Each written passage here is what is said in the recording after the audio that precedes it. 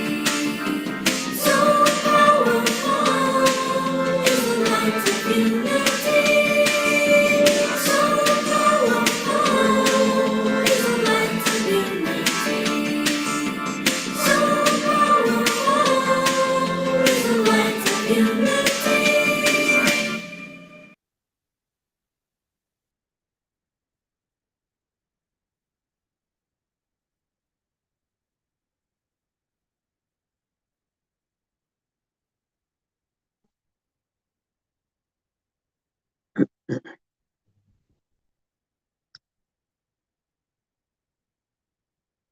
I begin? Yes, thanks. That's fine. Never may brother hate brother, or sister hurt sister. Unite in the heart, in purpose, and in purpose. Commune sweetly together.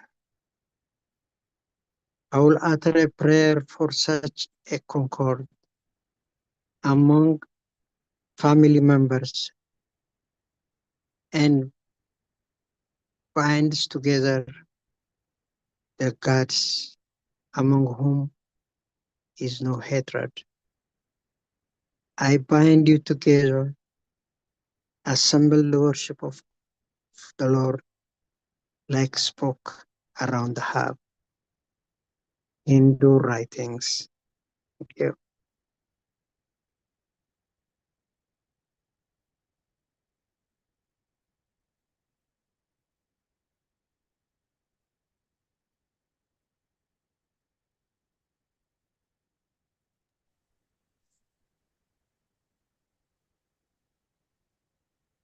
In the name of God, I praise and invoke the Creator, Omniscient, the radiant, glorious, omniscient, Maker, Lord of Lords, King of all kings, wonderful Creator of the universe, Giver of daily bread, powerful, strong, eternal, forgiver, merciful, loving, mighty, wise, holy, and knowledge.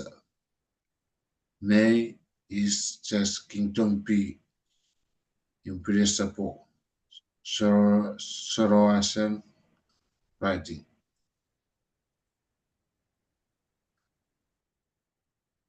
Just as with her own life, a mother shields from hurt her only child, let all embracing thoughts for all that life be thine, and all embracing love for all the universe, in all its heights and depths and breadth, unstinted love, unmarred by hate within, not rousing enmity.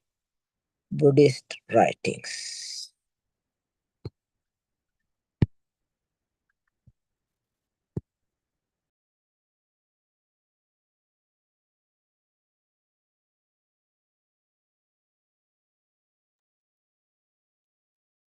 Until the Spirit be poured upon us from on high, and the wilderness become a fruitful field, and the fruitful field be carried for a forest, then justice shall dwell in the wilderness, and righteousness shall abide in a fruitful field, and the work of righteousness shall be peace, and the effect of righteousness, quietness, and confidence forever. Jewish writings.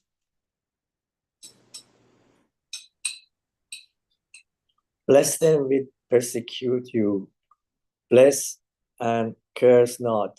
Rejoice with them that do rejoice, and sweep with them that sweep. Be of the same mind one toward another, if it be possible, as much as lieth in you. Live peacefully with all men. Christian writings, Romans. Moreover, to Moses gave we the book, and we raised up apostles after him, and to Jesus, son of Mary, gave we clear proofs of his mission, and strengthened him by the Holy Spirit. So oft then as an apostle cometh to you, with that which your souls desire not, swell ye with pride, and treat some as impostors, and slay others? Islamic writings. Consort with the followers of all religions in a spirit of friendliness and fellowship. Of old it hath been revealed, love of one's country is an element of the faith of God. The tongue of grandeur hath, however, in the day of his manifestation proclaimed, it is not his to boast who loveth his country, but it is his who loveth the world. Baha'i Writings.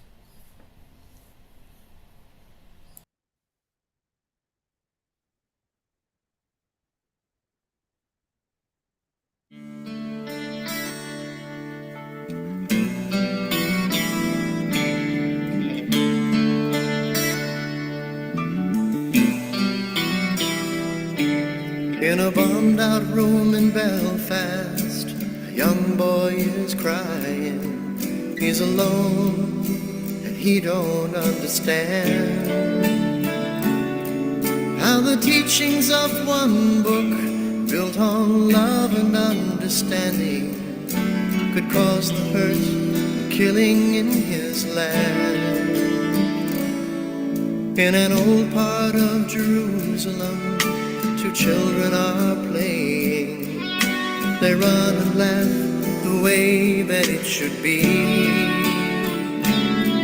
But one will wear the star and one will wear the crescent. They'll grow up and change from friends to enemies, but we are one. The flowers of one garden we're one, the leaves of one tree. Let the walls come down, stand here together, we are one family.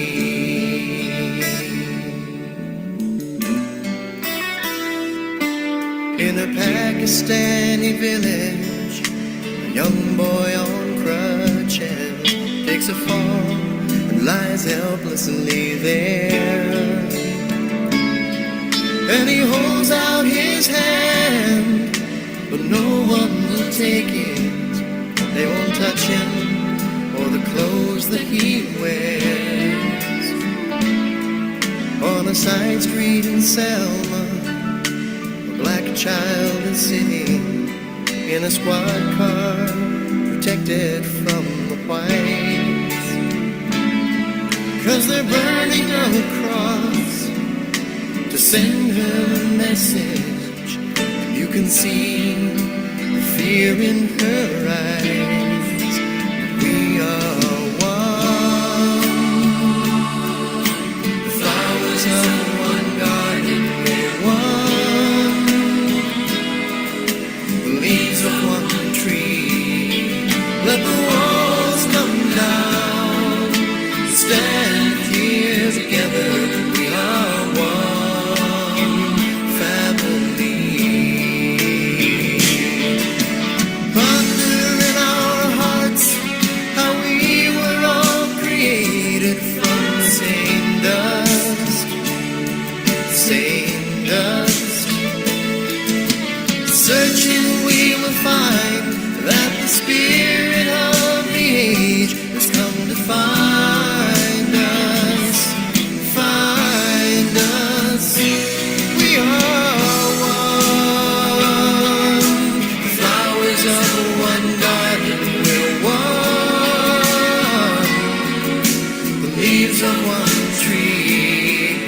Let the walls come down. Stand here together. We are one family.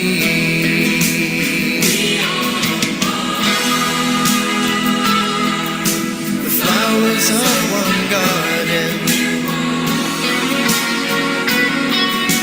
the leaves of one tree. Let the walls come down and stand here together. We are one family.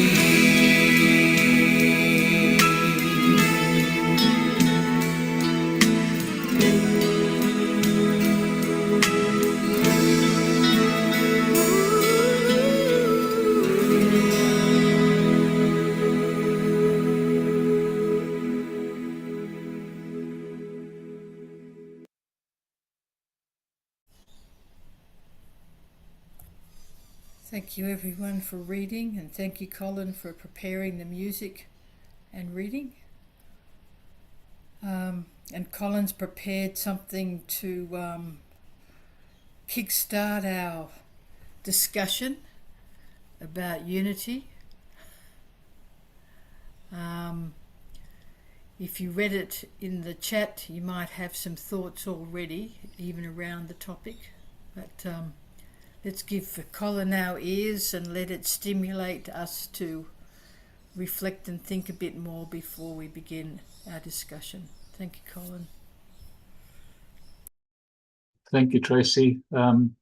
So I think the readings and the music helped get us thinking about unity and the meanings of unity. But I've just put together 10 slides to give us a little bit more to think about, and then it would just be a pretty much an open exploration.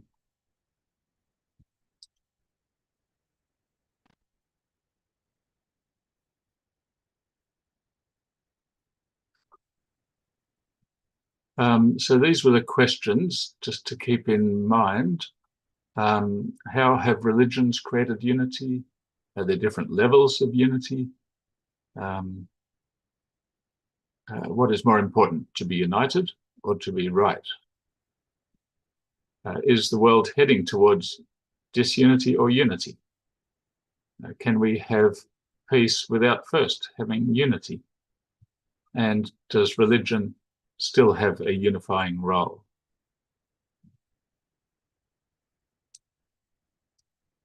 So just exploring a few different kinds of unity that I could think of. Individual unity. So as an individual, we need to be coherent, and yet we seem to have temptations, and we also have conscience. And you find in comic books, Tintin is one of my favorite series of comic books, and Captain Haddock occasionally had these. Was trying to give up alcohol and struggling, but on this occasion, his good angel, his conscience won.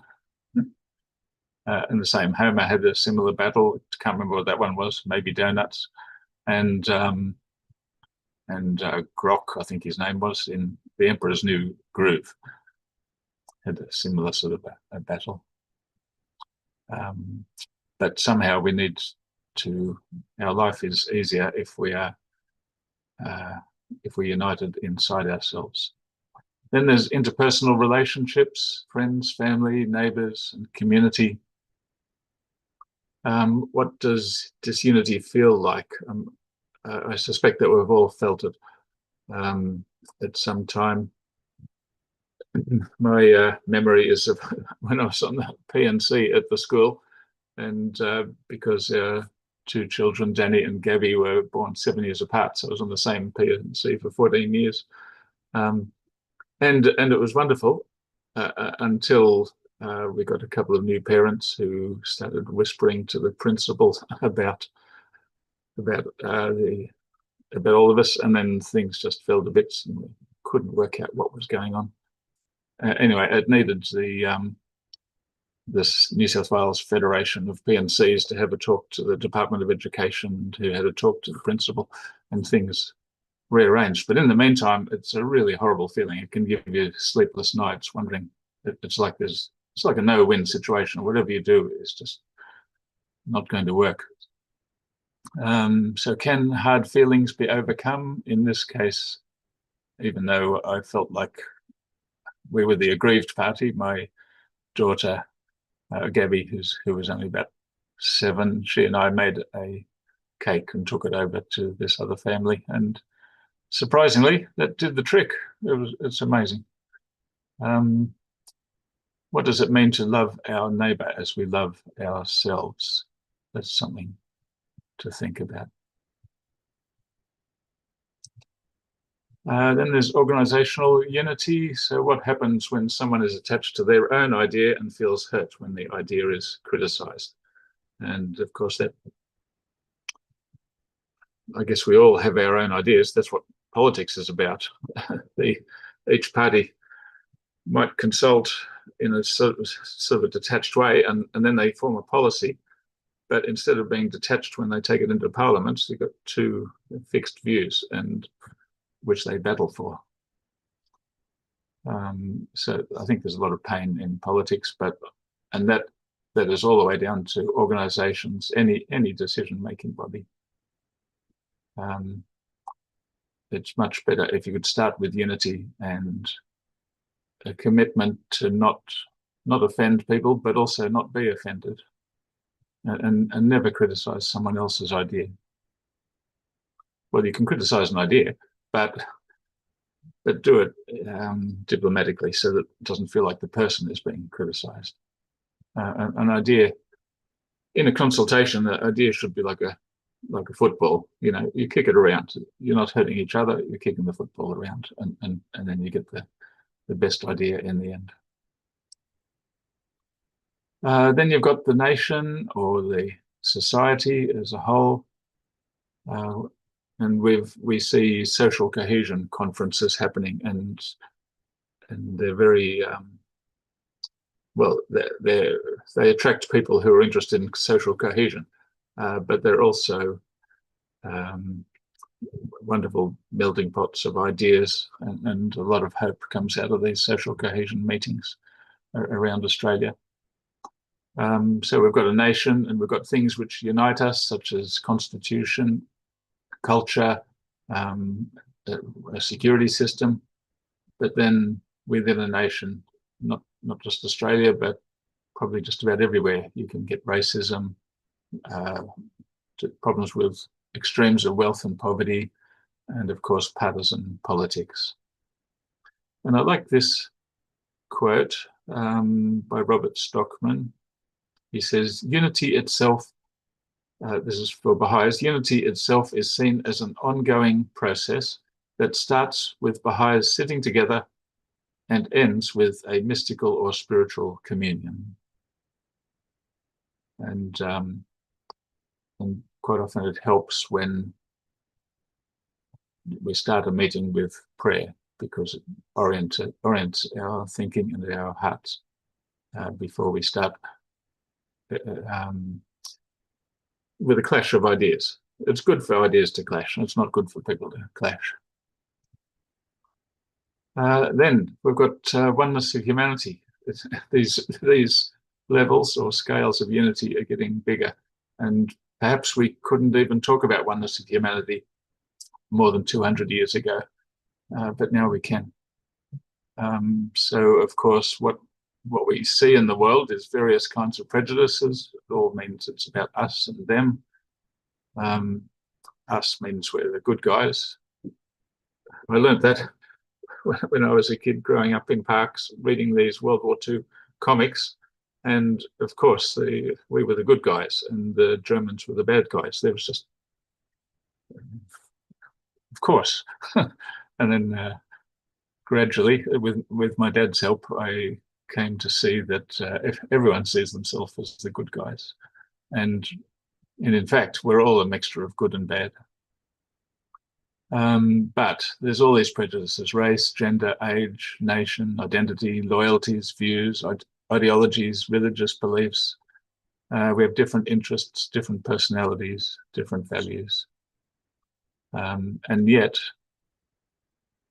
there's really only one race. I mean, if you believe in science, then we're one race. And this question was asked at a TED talk, and that is, what would it be like if all the children of the world were born without prejudice? And the answer is, they are.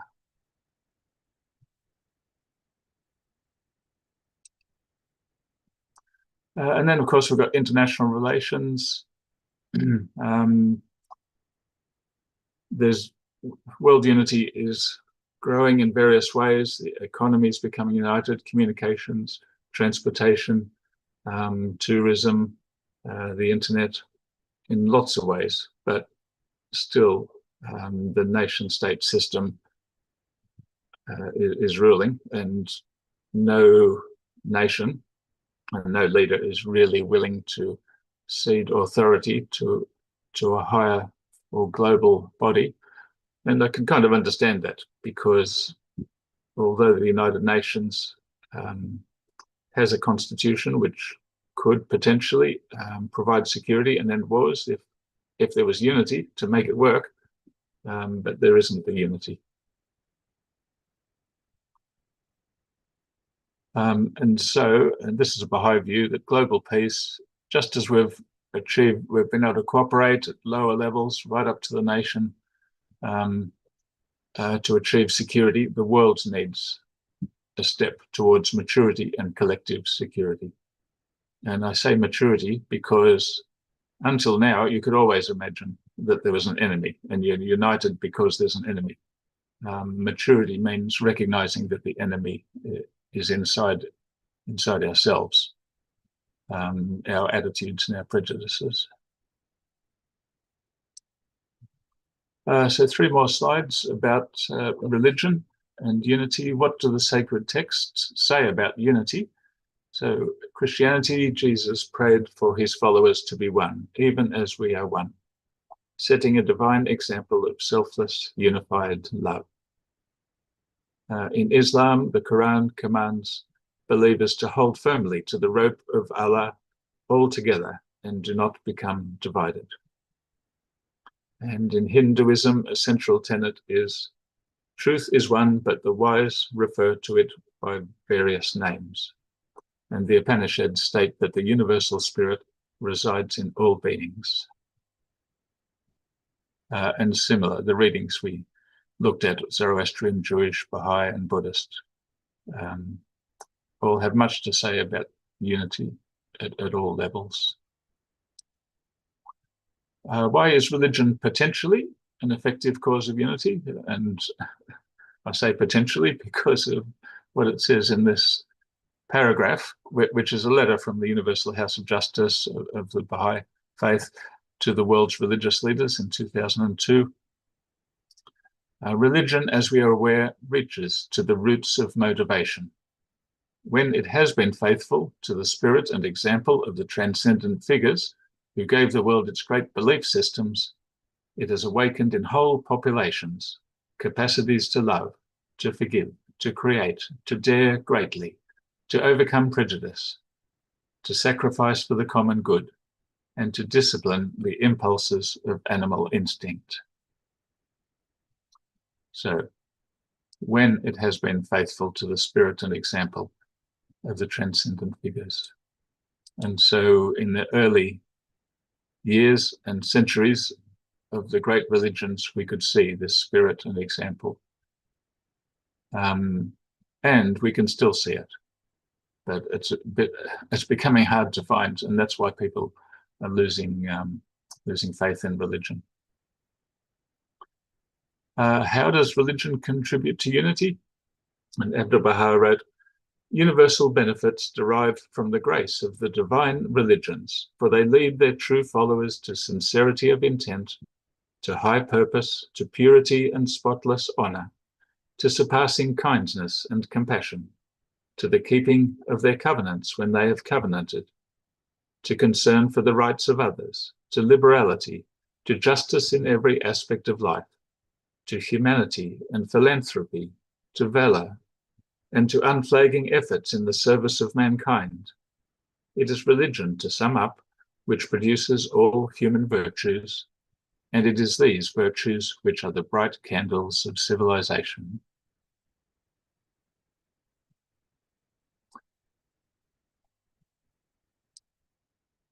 So there's a few questions to ponder, where the topic today is the meanings of unity. So it's a very important, deep and wide subject. Thank you, Colin. It certainly is.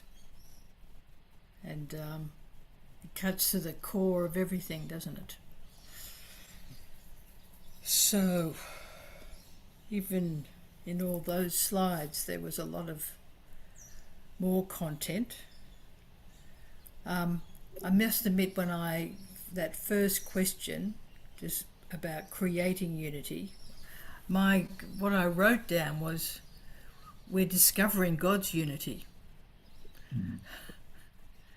God's got a plan where, like the circumference of a sphere, and we're discovering how we are part of a oneness, but we may be looking at different aspect. We're looking at it from different angle, but we are part of it.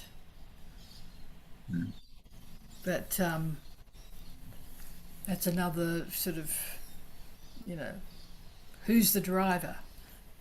We're responding to how God is working and trying to bring us into cooperation. Just like all those parts of the body are part of one body, but scientists are discovering all sorts of ways that they communicate with each other. It's not just through nerves, it's not just through chemicals, there's electrical, mechanical, all sorts of ways. So, and is unity this? Does that mean we're all the same? Or is there a harmony because we have the core is connected to each other, but it doesn't mean we'll all have to be the same? Because if we equate unity with sameness, we're really going to come into troubles.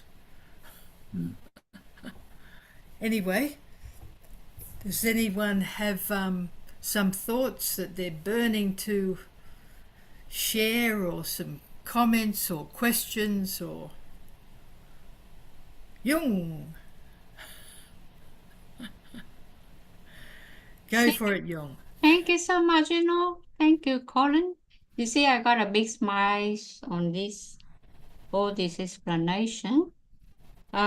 Even the divine beings like God like to put unity as one of the first steps in human relations.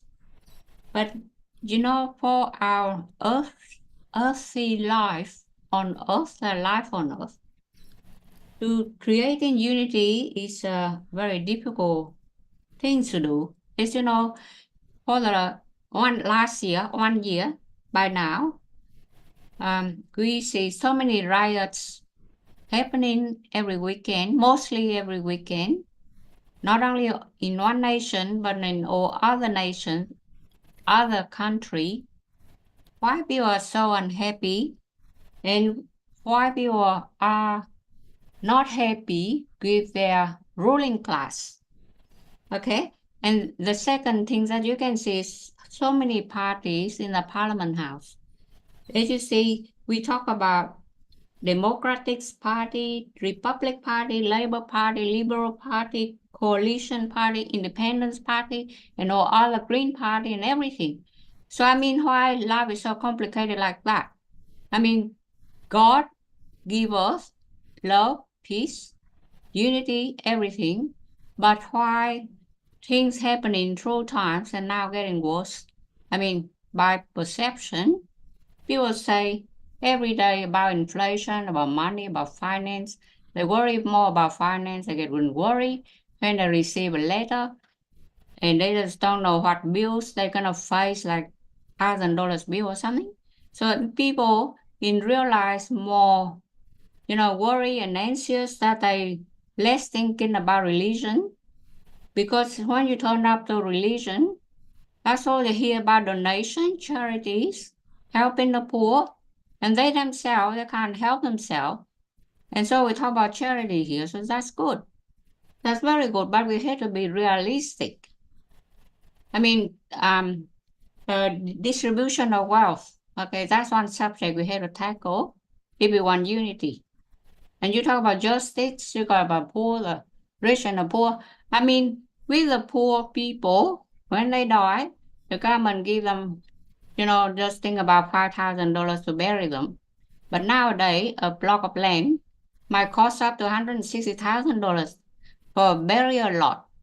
So who can afford that sort of money if they say they belong to one religion and they cannot be cremated? So that law, whatever happened, need to be modified. We don't want to change it, but you can see, if you talk about justice, the poor and the rich, they have The rich can have $165,000 for a block of land, but the poor people, the government got to give them $5,000 to do what? To bury them, to cremate them? Even for cremation now is $8,000, according to the last week magazine. If you read magazine, then you know how much it costs now. They shoot up to the sky, and we keep talking about disunity and unity. Thank you. Thank you.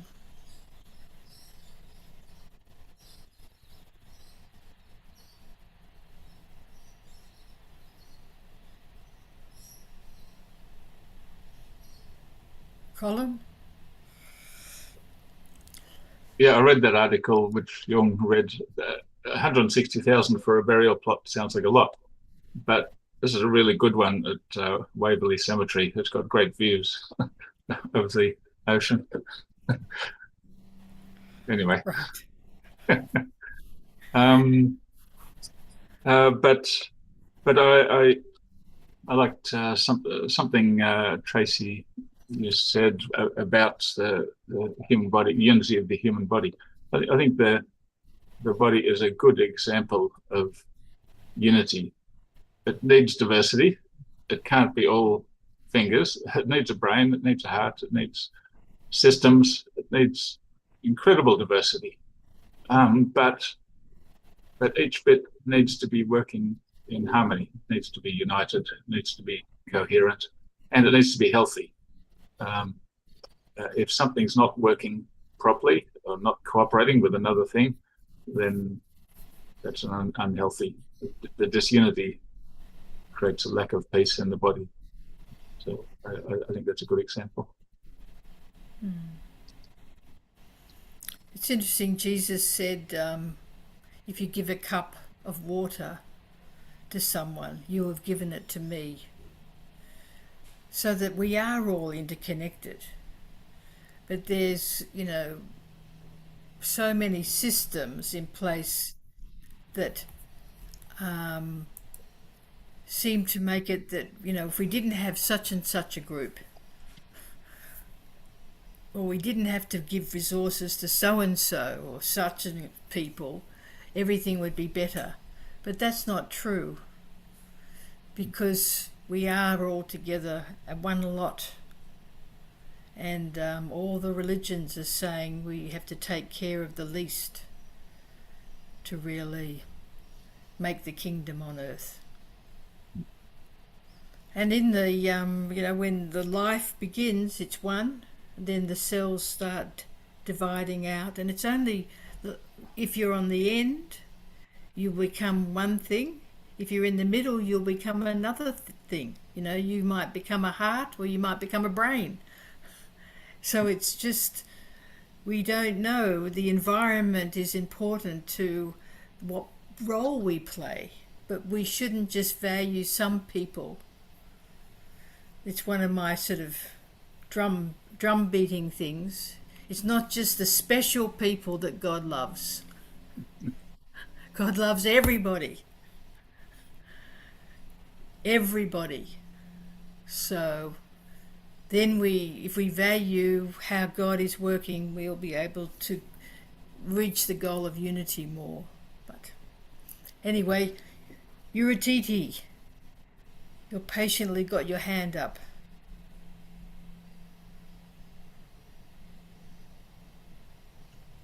Yeah. My question.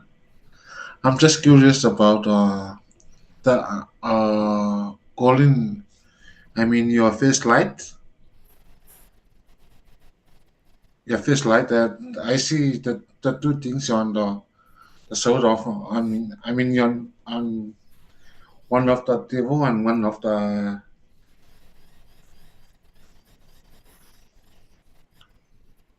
That's right. No, the second one. I mean that one. Oh, that one? Yeah. Yeah. That one is Sakut. I mean, I see Sakut of good example of the unity. See now the world. They getting they make the how to call it. They just see Russia. They just invade. They just try to take Ukraine. But the sign of unity. Just like the just like that.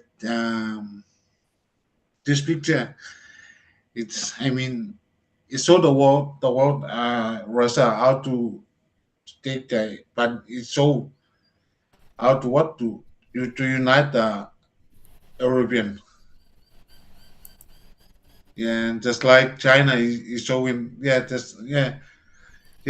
just like Jung mentioned before, I think, but I want to explain, but I'm not, my English not good. That's why just sorry.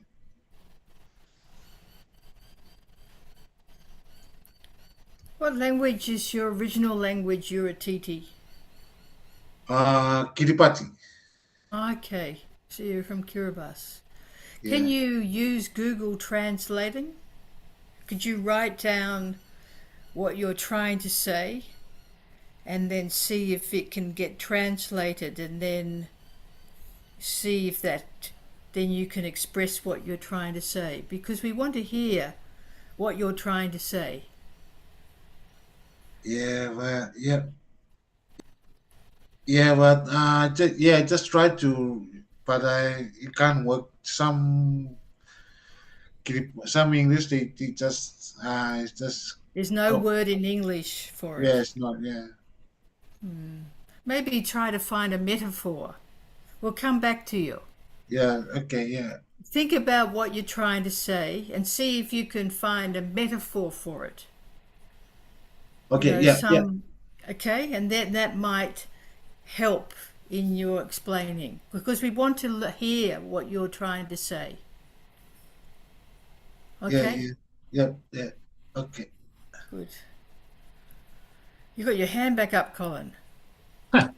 Yeah, I'm join the queue because you keep prompting me, Tracy. You mentioned how the human cell divides and it discovers if it's going to be the heart or the brain, and that reminded me of one aspect of diversity which can be quite challenging.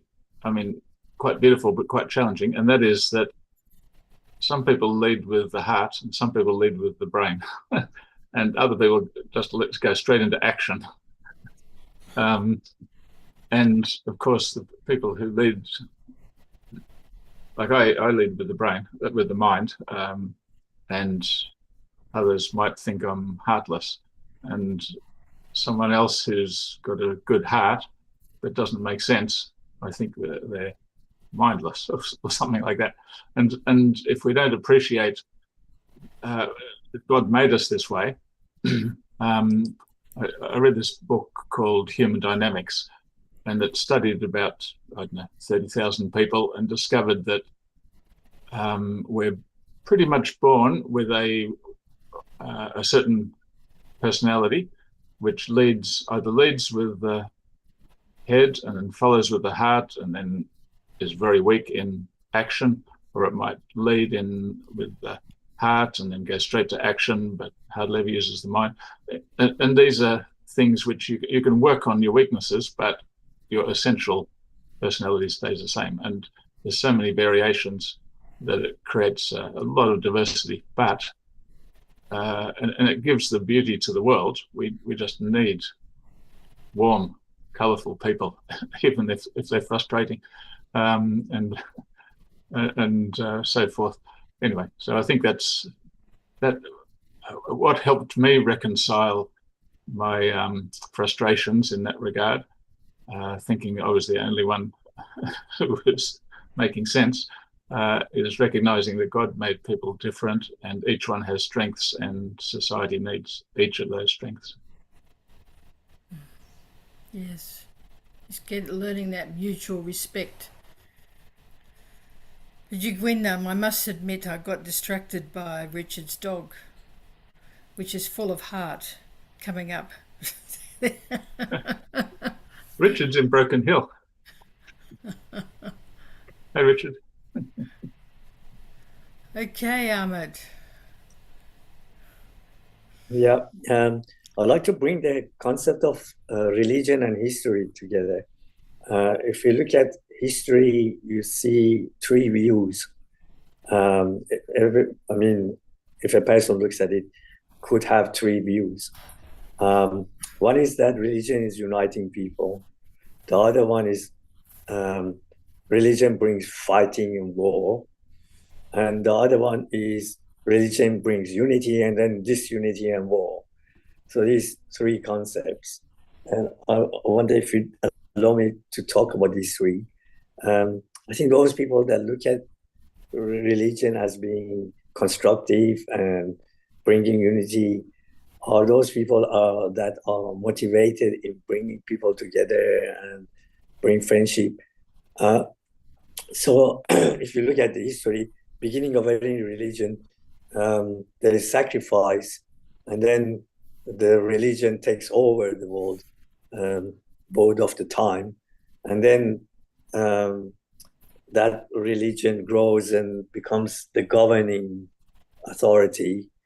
And then if you look at the concept of religion uniting and then disintegrating and fighting with others, one could say that religion gets corrupted and then people get diverse views, and then because of that they start fighting. And the other concept is negative, saying that all religions are have been the cause of fighting and war, and those people are negative. They look at it as just those sections of religion when they people of diverse people have had different views and they started fighting with each other, like crusade wars in between Muslims and Christians, and many other wars that has happened. Even today, we see in India fighting between Muslims and Hindus, Jews and Muslims. So there are these three views, but I have to look at it carefully. And we see that when a religion comes, they sacrifice, and then after sacrifice, religion concepts become popular, and those popularity becomes governing rules for the time. And then the time comes where there's disintegration and diversity views, which causes, well, my view is that when that happens, God would send a new messenger to bring people together. So there's this concept of, even if you believe in a religion or involvement of God, then you have to believe that these are progressive and they come and bring different concepts for the time of the time that is happening. Like today, we need equality of men and women, oneness of religion, one vote for one government for the world. These are the concepts that are needed today. So my view is that we have to look at the history in a progressive way, and we have to see that all the religions are one, and they source is one, and they are trying to unite people. So that's my view regarding history and religion. So I believe that today is a time when there's a lot of crises, and we have to go through these crises and overcome them in order to unite again. But if you look at the time of Islam, for example, they started universities. They developed, concepts that are so beautiful at the time. And same is true for Christianity. Same is true for Buddhism. Same is true for in Hinduism. So I look at it positively and progressively.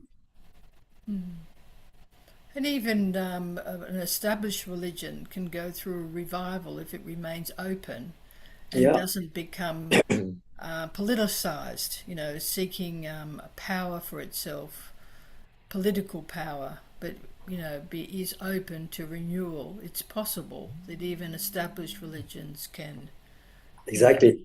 I think be renewed by new ideas. It's happening for the Protestants and Catholics now. They're trying to get together, unite together, because they know that it's the concept is one. Yeah. The source is one, God. That's right. Thank you, Ahmed. Richard is once Richard, also. are you trying to put your hand up? You're Do you muted. want to unmute?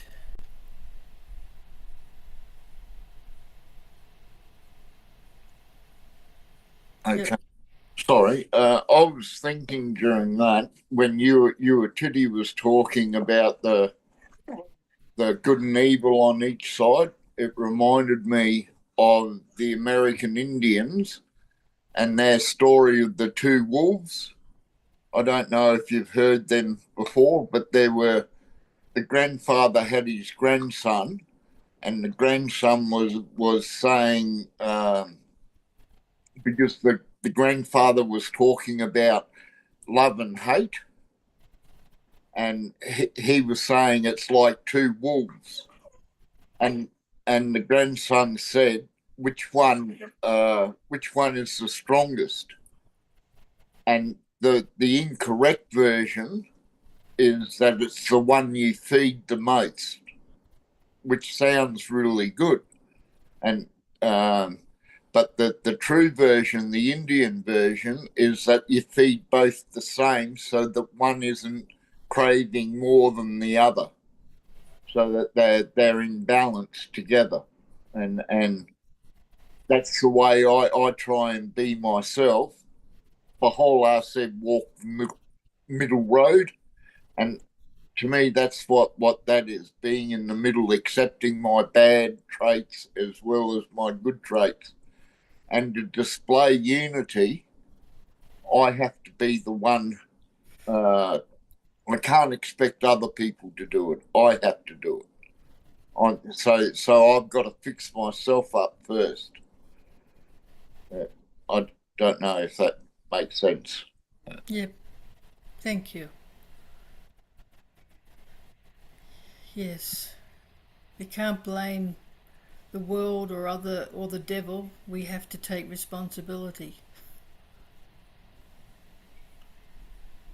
Yeah, I think I agree with him.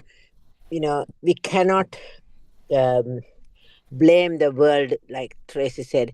We are all born without a religion. When we come out into the world, we have no religion, and then we start following the parents' religion or family religion. So we have to accept. In my view, I like to accept other religions as well. And then there is always unity you could get with. Say if you have a group of 10 friends and, 2 are Christians, 2 are Catholics, 2 are Muslims, whatever it is, and then you accept their view, then the unity among those 10 people can be. If you try to say my religion is right, it will never work, unfortunately. I try to go always saying, okay, yep, your view is right too, but my view is I was born with this Christianity, I will follow that religion. That's it. Having one religion among the whole world is not going to bring unity. Thank you. Thanks, Marina. Yes, we're not going to just sort of suddenly believe, and every Wednesday we're all going to do the same thing. And that, it's just not going to happen. Not in our lifetime. So we've got to find a way to cooperate and build relationships with each other. That even you do something on Tuesday, I do something on Friday, but we're all God's children, beloved by God. And even those who don't believe in God, that doesn't stop God from loving them, because look at the sunrise every morning. It's generously given to everyone. It's just who notices it and who's grateful for it. You know, that's our part. Okay. Jung, but then I really want to encourage Val and Pina and Jiva and Sarah and and Vasantha Nice. to contribute. Are you going to say something now, Vasantha? I said Pina is here after a long time. Yes, it's good to see you, Pina, except we can't see you and we haven't heard from you yet.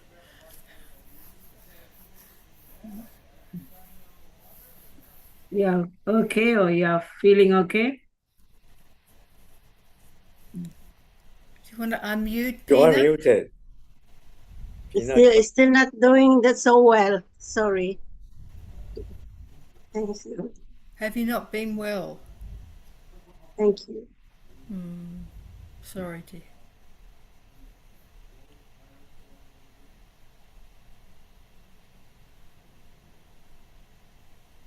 You're busy with your pen there, Val. Are you writing something down to say? Please unmute.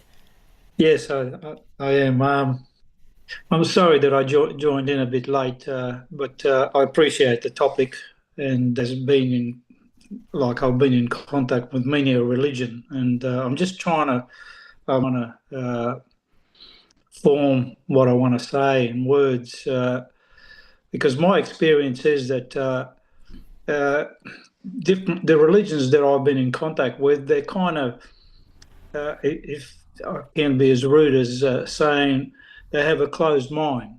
They just have their own perspective, and they don't want to entertain or even see or try to understand. And that leads me to believe that the more movements such as Interfaith that are out there that can bridge that gap, the better off the world will be. I just something else came into my mind. I wrote it down. One of the Orthodox priests in Russia said that he believes that God has his people in all religions.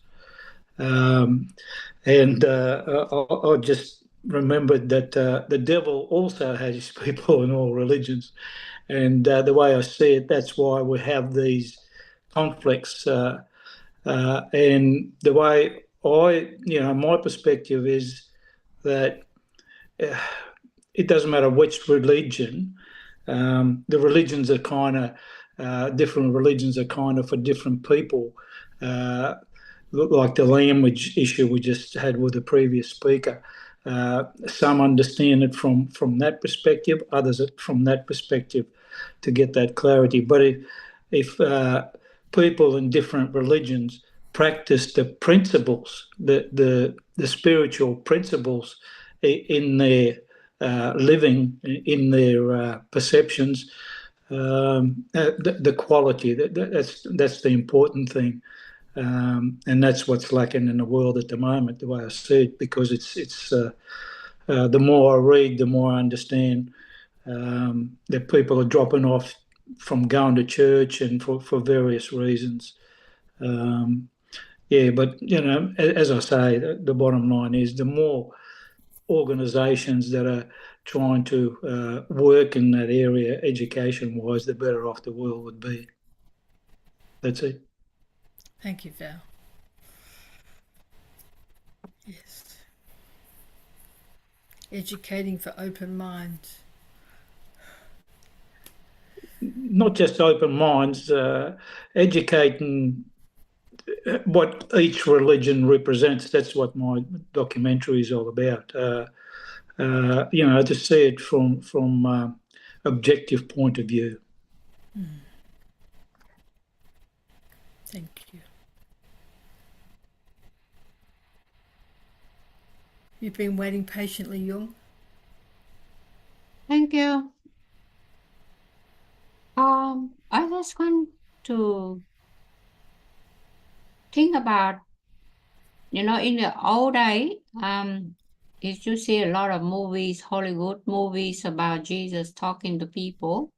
And one other thing Jesus said is, through the movies that we saw long time ago, Jesus said, bury the dead. When people die, the living people duties is to bury the dead. So the dead at that time will never have to worry about block of land. But nowadays, different. If one person worry about a block of land, and he said, okay, I got to have $180,000 for a block of land in the next 3 years, because the money increased, you see, the cost is going to be increased. But then what happened to his family, his children, grandchildren, where they get the money to go to study? And then we talk about oneness of humanity. Oneness of humanity, in this sense, will face challenges because the dead actually will be divided in few lots. The good lots of land and a medium lot of land and the cheap lot of land, and then cremation and all this forever. I mean, this could run from years to years to years to years. So therefore, the notion of oneness of humanity, we need to modify also according to the inflation and the cost of land that been increasing non-stop. So that is one thing that I said I should draw attention to people. If they say my religion will not allow me to be cremated. Okay, so think about your children, your grandchildren, your kids, the poor people, the people that rely on 7 cents of poor for daily food stamps and clothes. Now another... The people in that family, and the people in that religion, they've got to work it out between them. In a sense, we can have no impact upon the decisions made by that family and how they balance between the children's education and burying their grandparents. That is something each family has to grapple with themselves. We can't have any influence on the price of funeral lots. Yeah, so we can have an influence, though, on trying to see what we can do. We can't have, that's their business. Yes, that's why we talk about unity. Here, if we have diverse opinion on a simple matter like that, a very simple matter, bury the dead, like Jesus said, and we have so many different opinions, then the notion of unity not working. And now the second thing that I notice in the children, when God talk about only worship God, according to the books and Bible, only worship God but not the idol. Okay, and the kids keep talking about, they're not going to believe in angels and saints. So the younger generation at the moment have problems, struggle with ideas. We talk about unity here, unity of opinions.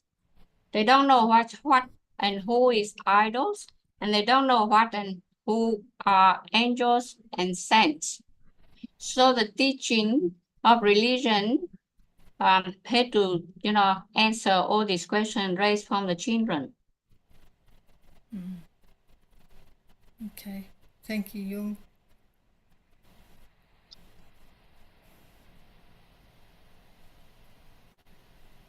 Sarah?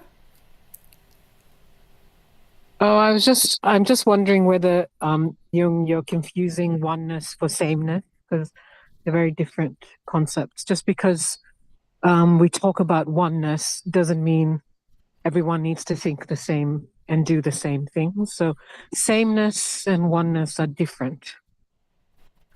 Well, I'm And- not confusing at all. I see it very clearly as vocabulary already indicated. If you open a dictionary, oneness is different from sameness. So if you study linguistics, you got to know how to identify the meaning and the context in those, vocabularies. Yes. So, for example, if me and you have different opinions, is that impossible for me and you to still have oneness or not? Well, what I'm saying, everything is depend on individual perception. Yeah. So you Very have different perception, and I cannot say, we share the same ideas or we have different ideas. Because if we have the same ideas, then the world will be very boring. Yes. I mean, we can't talk. We This can't is just, true. people say just yes, sir, yes, madam, yes, minister, yes, sir, yes, sir. So we are follower. You don't create anything different. Yeah, and I think there's value in that, and also in the Baha'i writings, it clearly states it's through the clash of differing opinions that the spark of truth comes. So I think it's important for people to have independent investigation and think for themselves. I don't think us believing in the oneness of humanity means that I don't believe everyone should think the same thing. But that's, again, you said perspective. Yeah. Thank you, Sarah. Yurititi, did you think of your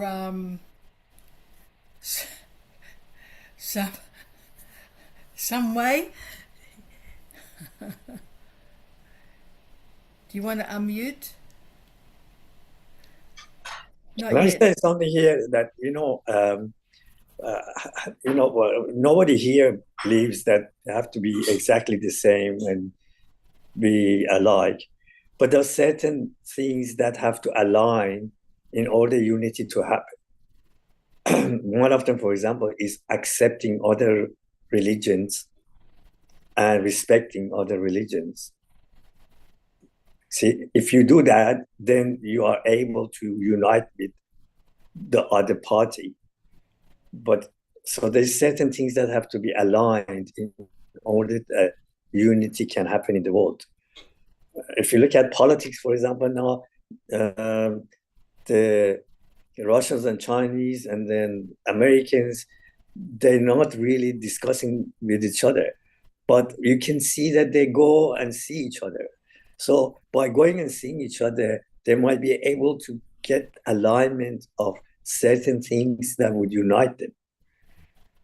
So we need consultation. Consultation among people brings that unity. But it is not only the religion, it's the disunity because of these and other factors as well. It's not women and men, it's so it is not only religion, but in this forum we discuss about the religion. But the thing is, we have to accept the other's point of view also and see what there is. If we all practice the religion, our own religion properly, I don't think there will be all this war and things like that. It will be unity, but we all don't accept others. That's the problem. We don't follow our own religion properly. If you look at the environmental crisis, for example, if we as an individual do not align ourselves together to protect the earth, we're never going to have a solution to that crisis. So there is a need for alignment of certain things in order to get that unity. Nobody says that we have to be alike, but there are certain things that need to be aligned in order that unity to happen. Yes. Well, to take care of the environment, it's interesting. all religions are trying to tell us to practice virtuous life, to modify greed, not to surrender to greed.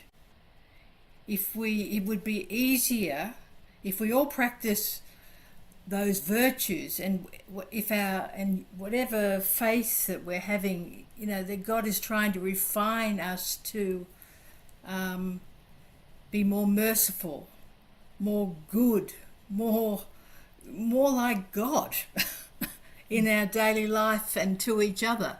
Each religion is trying to sort of hone us into that and to resist to being greedy. If we were resistant to being greedy, we could look after the environment better. And even, the idea, like the Aboriginal cultural idea of being a good custodian of the land, the water, the air, and also we should be good custodians of time.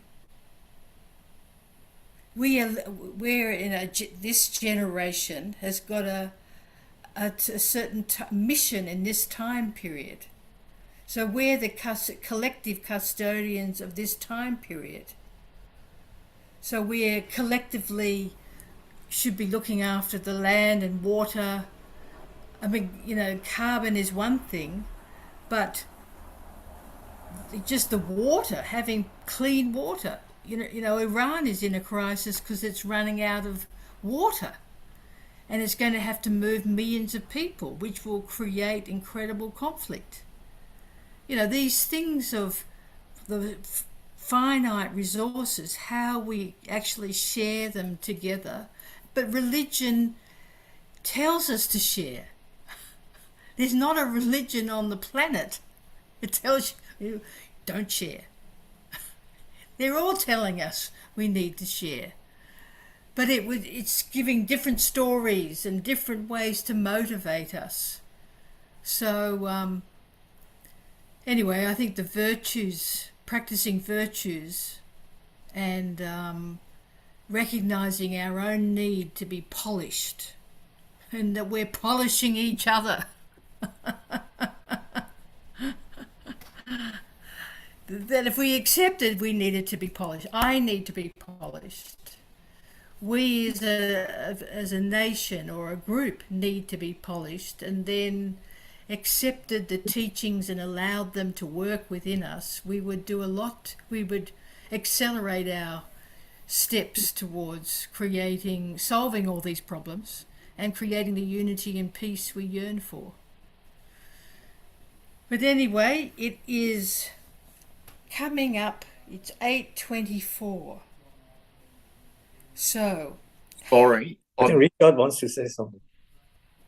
I've got to go because my battery's at 5%.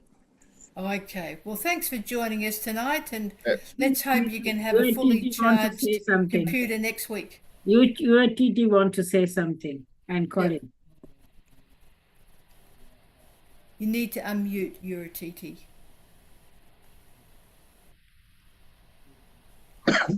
Yeah, sorry. I found my idea when I heard this.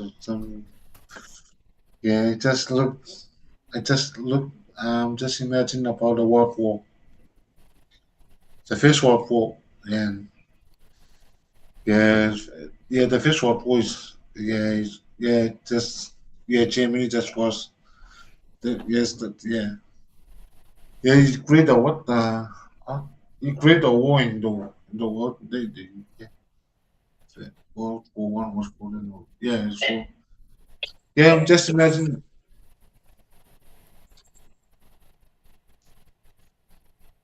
Yeah, I'm just imagining about the First World War, and I imagine about the concept unity. Yeah, they create the First World War in Germany, and second thing, and I just imagine about races before, white and black. See now, you can see now. Before they just, if you are black, become a slave.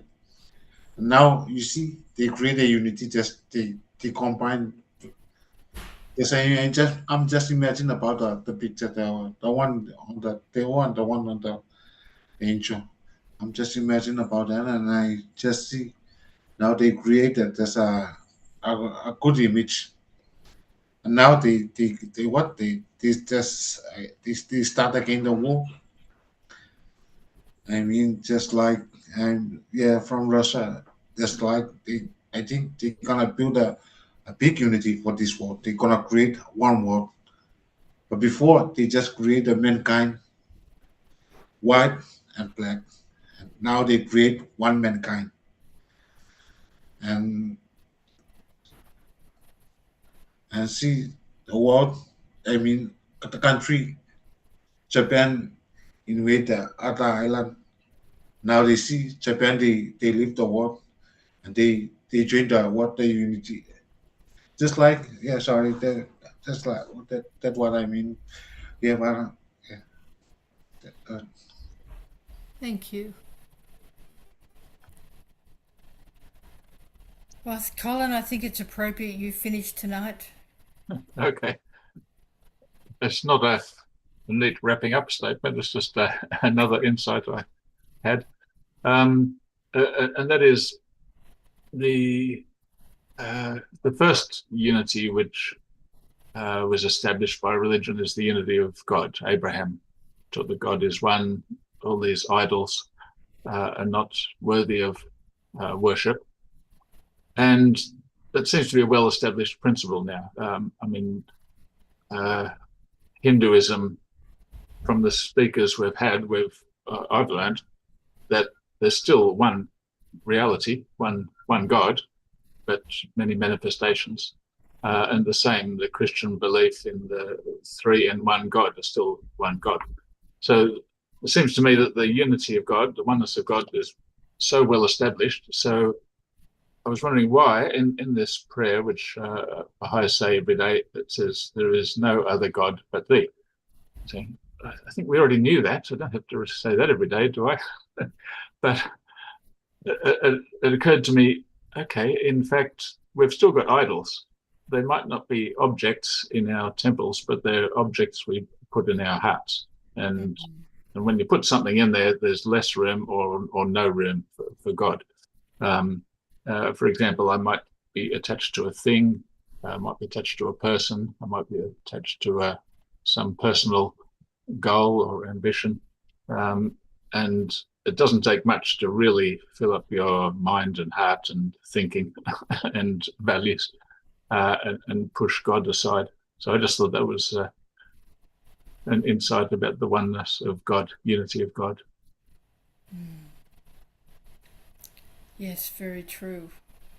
It's sort of, if you keep God in the center, then everything else can work out. But if you put something that you worship your own works, as Bob Dylan says, then you go off balance. You know, instead of being everything, the wheel going around, nice little circumference, it's a bit wobbly. And the worlds are rather wobbly at the moment, with all sorts of false things in the place of where God should abide, the great creative God, the maker of all of us. I might disagree with something you say or the way you say it, but I know that God created you and God loves you. So that's enough to respect you and to honor that you're God's son or daughter. And then if we keep cultivating. Sorry, Vasantha. So before we finish, I want to ask Colin to share the slide, especially the first slide with the questions. Is it okay for you to share those slides? Yeah, you mean just put it back on screen? Yeah, I'd like to see the first slide and see whether you answered any questions. Yep. I shared it in the forum.